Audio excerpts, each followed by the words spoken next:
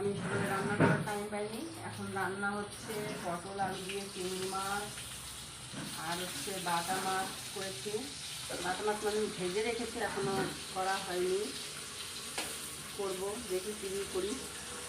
আর হচ্ছে এই দেখুন এখানে চিংড়ি মাছ ভেজেছি আর এই যে বাটা মাছটা ভেজে রেখেছি আর পটলটা ভাজা হচ্ছে। সকালে রুটি আলু ভাজা করেছি, ব্রেকফাস্টে ছেলেকে স্কুলে দিয়ে এসেছিলাম, আবার নিয়ে এসেছি গিয়ে আবারটা করেছে ছেলেকে স্কুল। এখন এই যে রান্না করছি।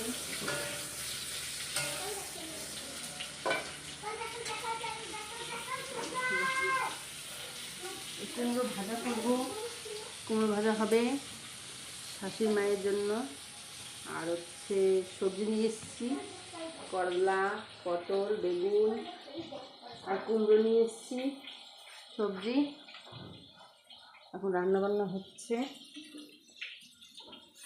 বাই বাই, টাটা, আবার দেখা হবে।